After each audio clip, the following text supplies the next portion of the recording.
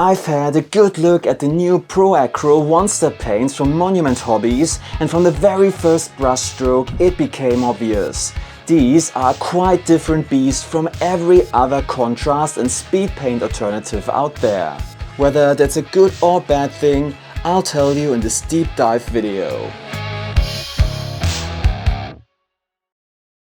So for this review I've prepared 4 segments for you. First, I'll give you a quick explain of what's supposed to set one-step paints apart from contrast and speed paints. Second, we put that to the test and practice as I paint a free-gilt Steelhelm from start to finish. Third, I have comparisons with contrast and speed paint and try more advanced techniques like glazing and feathering. And fourth, you'll get my verdict where I'll tell you how the one-step paints stack up against the competition and which painting styles I would recommend them for and for which I wouldn't. By the way, I'm Stahly from Tale of Painters. I've spent over 2 decades painting Warhammer and tabletop miniatures, and I made it my mission to review every new hobby paint range. I also maintain this library of professional, hand-painted color swatches for you to download, the Stahly Swatch System. With my channel, I want to help you find the best miniature paints for your painting style and skill level. Please like and subscribe if that's what you need.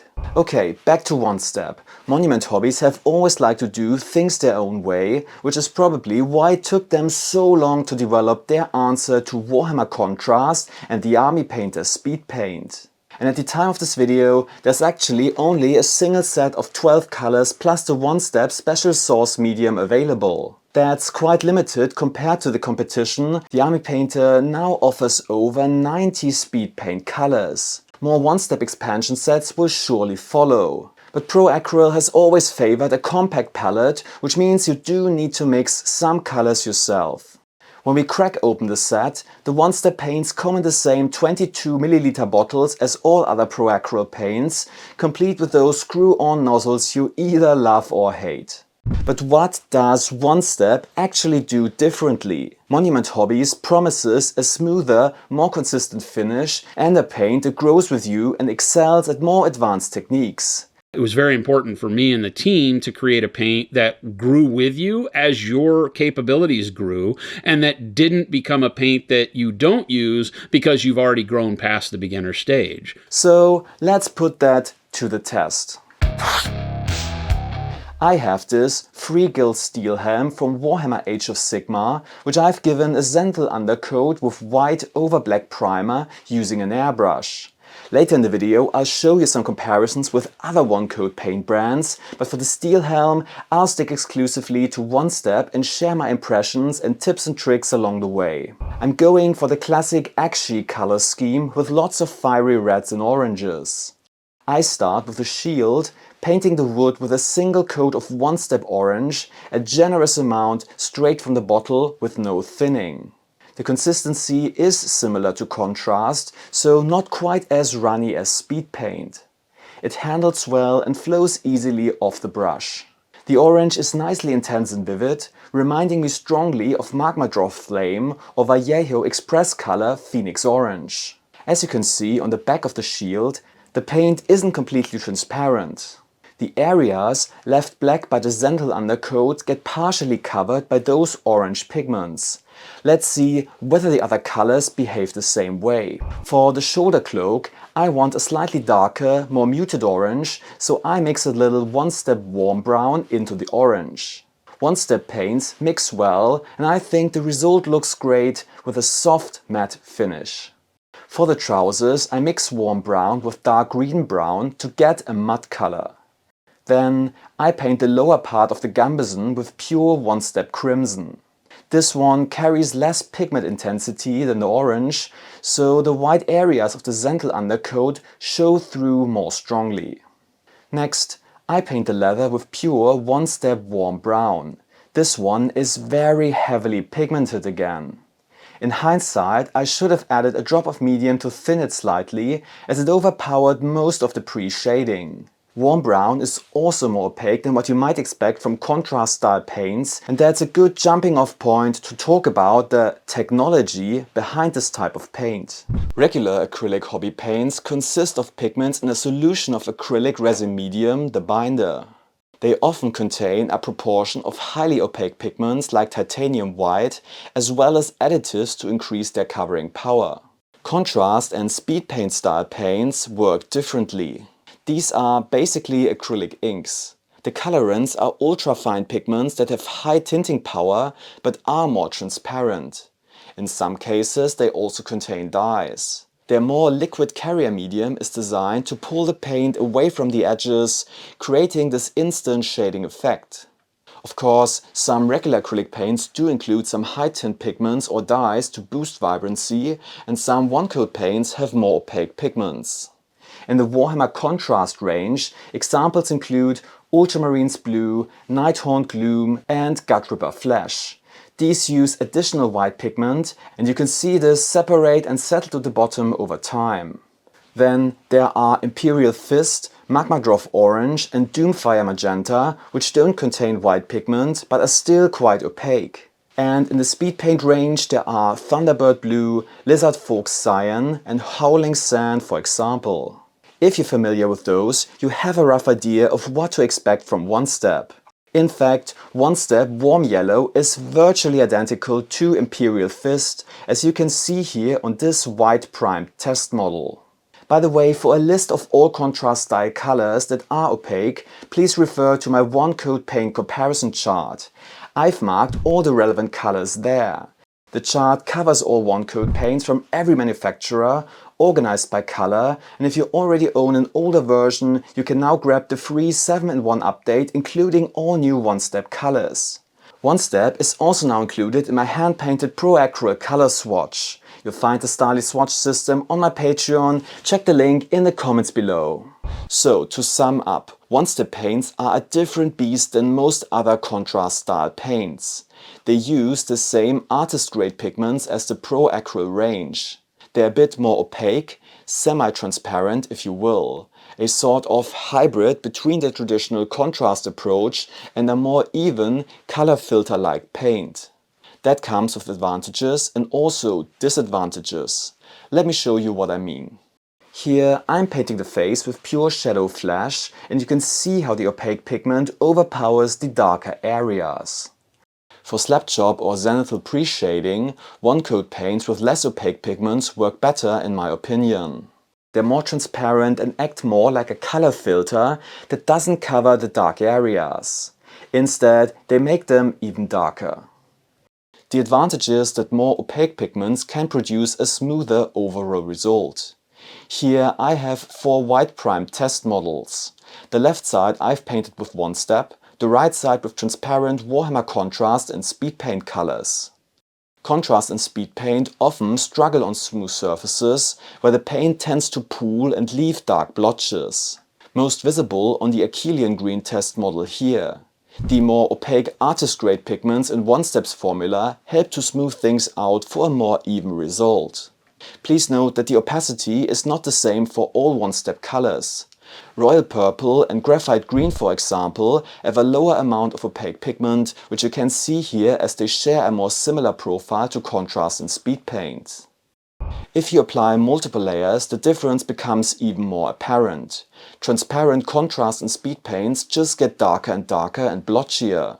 One Step colors do get darker too, but look a little closer, there is a subtle difference.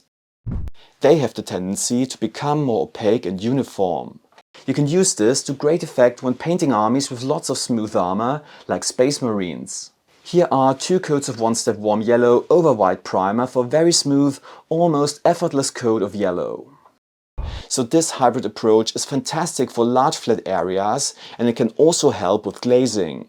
In their painting streams on YouTube, the Monument Hobbies guys are particularly enthusiastic about One Step paints for advanced techniques.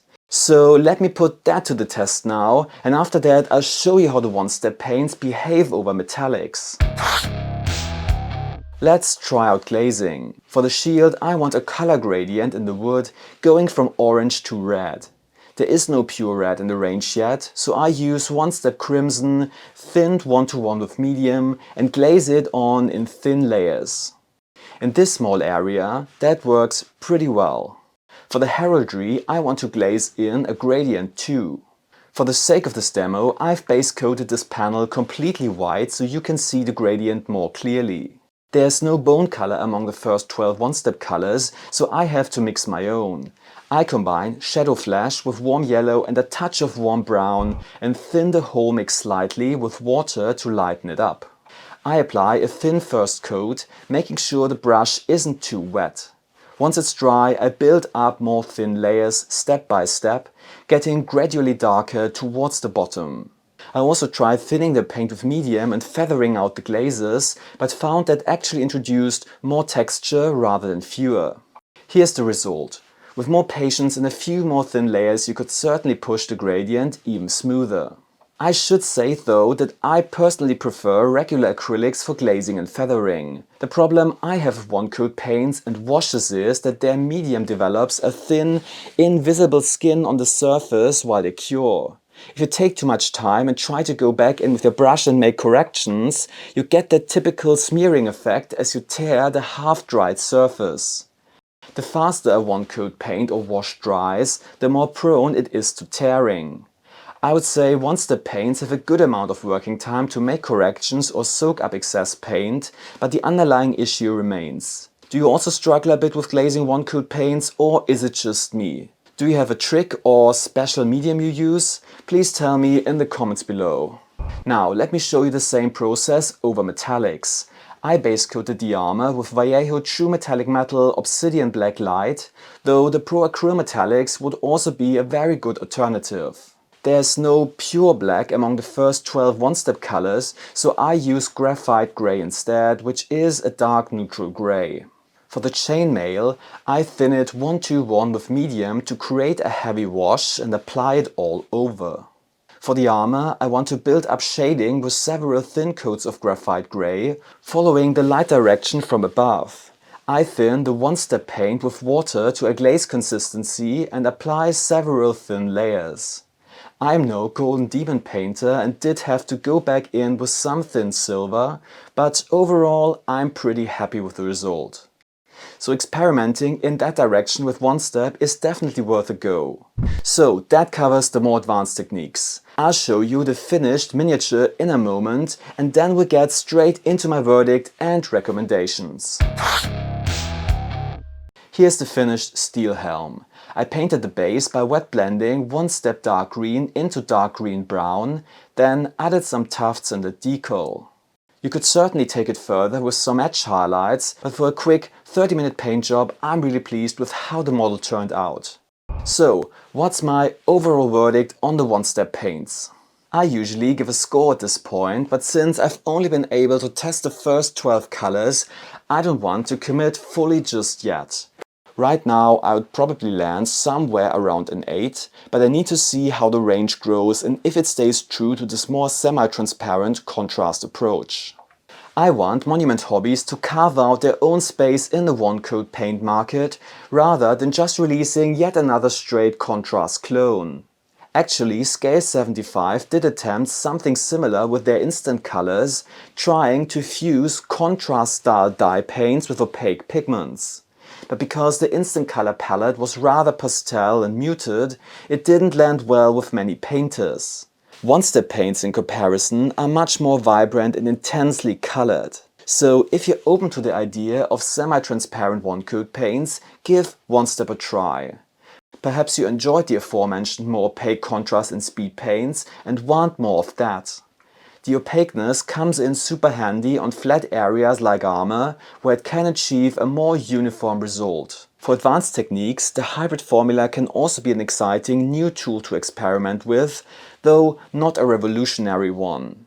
However, if you do a lot of pre-shading work like for slab job or zenithal priming, you can safely stick with your current Contrast, Speedpaint or QuickGen paints.